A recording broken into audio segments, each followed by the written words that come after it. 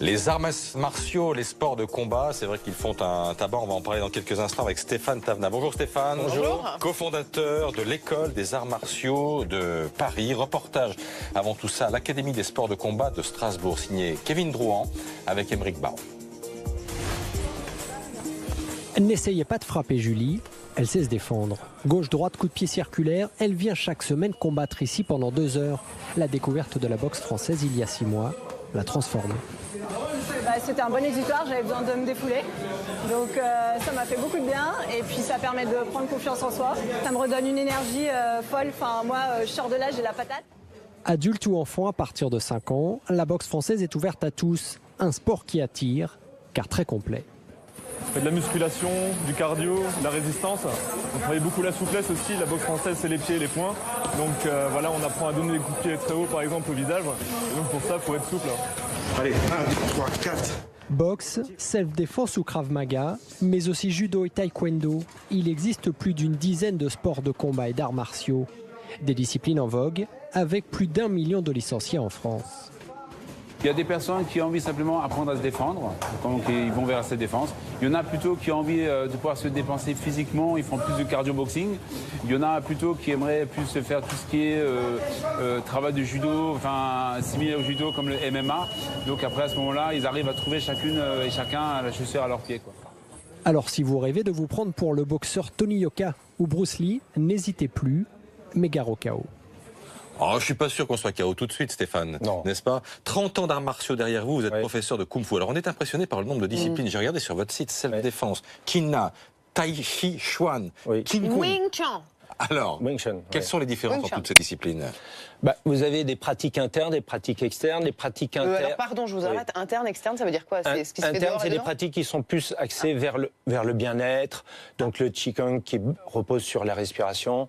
Le Tai Chi, c'est les pratiques qu'on voit beaucoup dans les parcs, dans les jardins parisiens, où les gens font des mouvements lents, doux, qui sont tournés vers la santé. Et les pratiques externes, ce sont des pratiques qui sont tournées plutôt vers le combat. Alors, comme le Kung Fu. Alors, on va regarder une image, par exemple, du Kung Fu. On le conseille à qui, le Kung Fu, par exemple?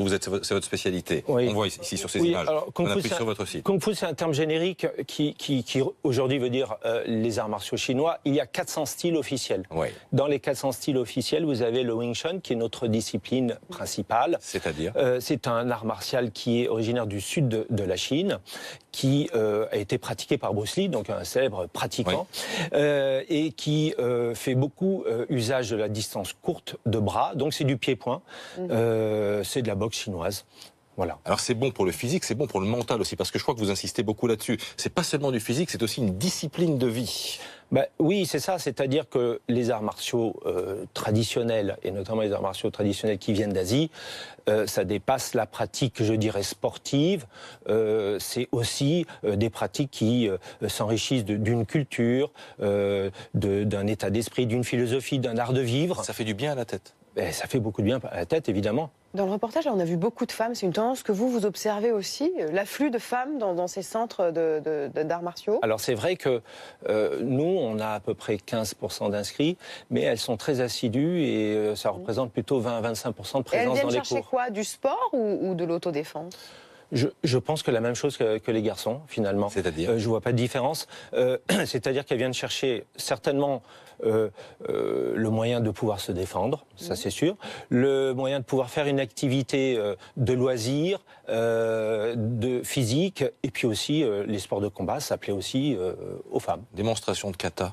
Oui, démonstration de kata. Je ne sais pas, mais on va faire, si vous avez envie d'essayer, on peut faire... Avec toi, parce que moi, c'est catastrophe. On peut essayer une méthode de travail qui était... Non, une méthode de travail qui a été mise en place, qui était très utilisée par Bruce Lee. Vous voyez, on fait ce mouvement-là des bras, ça s'appelle les Chi Sao. Ce sont les mains collantes. On rentre le coude ici ce bras. Voilà, comme cela. Voilà, très bien. Et là, vous y êtes. Et là, vous remontez le bras ici, comme cela. Et là, même chose. Voilà. On fait des rotations comme ça. Rentrez bien les coudes, Christophe. Voilà, vous y êtes. Rentrez bien les coudes. Et là, le but, c'est d'essayer de